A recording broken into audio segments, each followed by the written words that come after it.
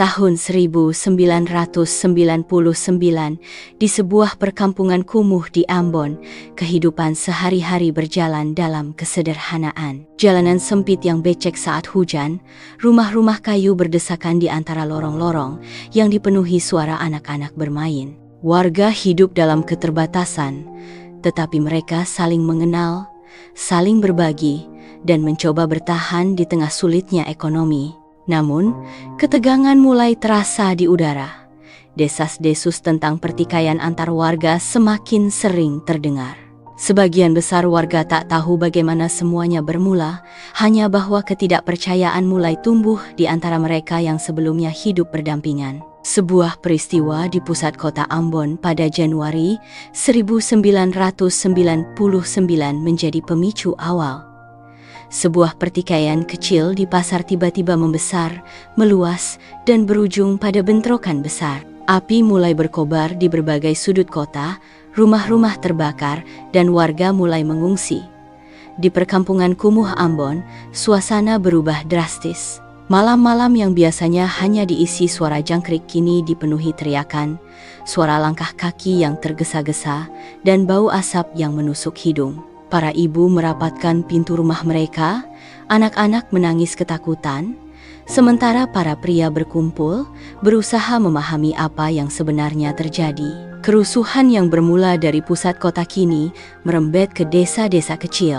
Warga mulai membangun barikade, bukan untuk menyerang, tetapi untuk bertahan. Ketakutan merajalela, dan mereka yang dulu bertetangga kini mulai memandang satu sama lain dengan curiga. Perkampungan kumuh yang dulu penuh kehidupan kini berubah menjadi zona ketidakpastian.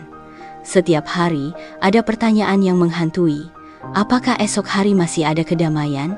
Ataukah ini baru awal dari kehancuran yang lebih besar? Tahun 2001, perkampungan kumuh di Ambon tidak lagi sama seperti 2 tahun sebelumnya. Jalanan yang dulu ramai dengan anak-anak bermain kini terasa sunyi, hanya sesekali terdengar langkah kaki yang tergesa-gesa. Rumah-rumah kayu banyak yang terbakar atau ditinggalkan penghuninya.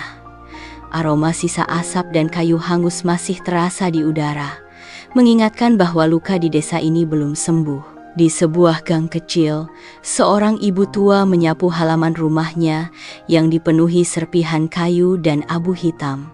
Wajahnya lelah, matanya memandang kosong ke arah jalan yang dulunya menjadi tempat tetangga saling bercengkerama. Warung-warung kecil yang dulu menjual pisang goreng dan kopi hangat kini tutup, sebagian telah roboh akibat kerusuhan yang terus terjadi.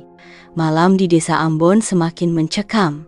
Api unggun kecil dinyalakan di beberapa sudut gang sebagai penerangan dan tanda bahwa warga masih berjaga. Para lelaki duduk berkelompok, berbisik tentang kejadian terbaru, tentang rumah siapa yang terbakar, tentang siapa yang hilang. Di sudut desa, seorang anak kecil memeluk lututnya, menangis tanpa suara. Ia belum mengerti mengapa dunia yang dulu penuh tawa kini berubah menjadi tempat yang begitu menakutkan. Di kejauhan, terdengar suara letusan senjata yang menggema di antara bukit-bukit. Sebagian warga menutup telinga, sebagian lain menengadahkan wajah ke langit yang kelam. Tidak ada lagi bintang yang indah, hanya cahaya kemerahan dari kejauhan, tanda bahwa kerusuhan masih belum berakhir. Para ibu menggendong anak-anak mereka lebih erat, berdoa agar malam ini mereka bisa melewati tanpa kejadian buruk. Sementara itu, di pojok desa, seorang pemuda menggenggam parang di tangannya. Ia bukan seorang petarung, tetapi keadaan telah memaksanya untuk bersiap karena di Ambon tahun 2001, tidak ada yang tahu apakah besok mereka masih bisa melihat matahari terbit. Tahun 2001, desa-desa di Ambon kini terbagi dalam batas-batas tak kasat mata. Ada jalan-jalan yang tak lagi bisa dilalui tanpa risiko, ada daerah yang berubah menjadi zona berbahaya, dan ada rumah-rumah yang kini hanya menyisakan puing-puing hitam akibat dibakar massa. Di salah satu desa kumuh di pinggiran kota, suasana mencekam masih terasa setiap hari. Pagi-pagi buta, kabut tipis menyelimuti gang-gang sempit yang dulu ramai dengan pedagang sayur dan anak-anak berlarian. Kini hanya ada sisa-sisa warung yang terbakar dan gerobak tua yang dibiarkan begitu saja. Para warga yang tersisa hidup dalam ketakutan dan kehati-hatian. Di sebuah rumah panggung kecil yang catnya mulai terkelupas, seorang ibu tengah menanak nasi di dapur. Tangannya gemetar saat mendengar suara dari luar bunyi langkah kaki yang tidak dikenalnya. Ia menahan napas, berharap itu hanya suara ayam berkeliaran. Namun, kekhawatirannya terus menghantui. Di desa ini, suara langkah asing bisa berarti bahaya. Di sudut desa, para lelaki muda berkumpul di pos ronda. Mereka tak lagi bicara tentang pekerjaan atau musim panen, melainkan tentang siapa yang terakhir kali pergi ke pasar dan berhasil pulang dengan selamat. Pasar yang dulunya menjadi pusat kehidupan desa kini seperti garis batas yang hanya bisa dilewati dengan penuh waspada. Sore itu, hujan turun rintik-rintik, membuat tanah di ganggang kecil menjadi becek dan licin. Seorang anak lelaki duduk di bawah atap bocor rumahnya, menatap hujan yang jatuh ke tanah. Ia ingat bagaimana dulu ia bisa bermain lumpur dengan teman-temannya di sini.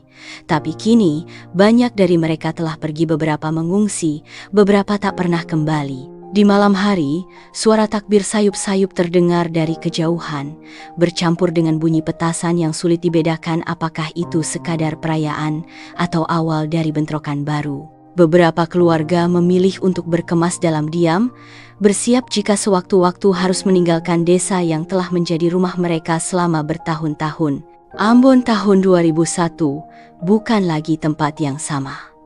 Perkampungan yang dulu hidup dalam kerukunan kini diwarnai oleh ketakutan dan kebencian yang semakin dalam.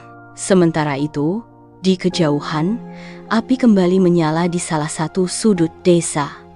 Malam ini, entah berapa rumah lagi yang akan hangus terbakar dan entah berapa nyawa lagi yang akan hilang. Tahun 2001, malam di perkampungan kumuh Ambon tak lagi sepi seperti dulu. Bukan karena tawa anak-anak atau suara perbincangan di warung kopi, melainkan karena gelegar suara yang sesekali terdengar dari kejauhan. Asap masih membubung dari beberapa sudut desa, membawa bau kayu terbakar dan sisa kehancuran yang tak kunjung reda. Di sebuah rumah panggung kecil yang kini hanya diterangi pelita minyak tanah, seorang lelaki tua duduk bersila di lantai kayu, menatap kosong keluar jendela. Dahulu, dari jendela itu ia bisa melihat anak-anak berlarian di jalanan tanah yang becek setelah hujan, bisa mendengar suara pedagang sayur yang memanggil pelanggan, bisa merasakan kehangatan sebuah desa yang hidup dalam kebersamaan. Tapi kini, yang tersisa hanyalah puing-puing dan kesunyian yang mencekam. Di ujung gang, beberapa ibu menggendong anak-anak mereka yang tertidur lelah, bukan karena kenyamanan, tetapi karena kelelahan akibat menangis ketakutan. Seorang ibu muda meremas kain sarungnya, berharap suaminya yang keluar mencari makanan bisa kembali dengan selamat. Ketidakpastian adalah satu-satunya hal yang pasti di desa ini. Hujan rintik-rintik mulai turun, membasahi tanah yang masih dipenuhi bekas bara api. Di pos ronda yang setengah runtuh, beberapa pemuda duduk dengan mata sembab, menatap kosong ke dalam api unggun kecil yang mereka buat. Malam sebelumnya, salah satu dari mereka kehilangan saudaranya, entah dibunuh, entah menghilang tanpa jejak. Kini, mereka tak lagi berbicara soal esok, karena esok bukan lagi sesuatu yang bisa mereka rencanakan. Di kejauhan, denting suara azan subuh terdengar sayup, seakan menjadi pengingat bahwa meski desa ini hampir luluh lantak, masih ada harapan yang tersisa. Seorang perempuan tua yang kehilangan anak dan cucunya duduk di ambang pintu rumahnya yang sudah tak berdinding, menggenggam tasbih dengan tangan gemetar. Matanya terpejam, bibirnya bergetar melafalkan doa. Saat mentari mulai muncul dari balik bukit, sinarnya jatuh pada desa yang kini tampak seperti bayangan masa lalu. Rumah-rumah hancur, jalanan kosong, dan udara masih membawa aroma kehancuran. Namun, di antara reruntuhan, beberapa orang masih berdiri. Ada yang mencari sisa barang di antara puing-puing rumahnya, ada yang berusaha menata kembali warung kecilnya, dan ada yang hanya berdiri diam, mencoba memahami apakah semua ini benar-benar telah terjadi. Ambon tahun 2001 telah berubah. Desa-desa yang dulunya penuh warna kini tertutup abu dan luka. Tapi di balik kehancuran, masih ada mereka yang memilih bertahan. Mungkin bukan untuk membangun kembali seperti dulu, tetapi setidaknya untuk memastikan bahwa desa ini tidak benar-benar hilang di telan sejarah.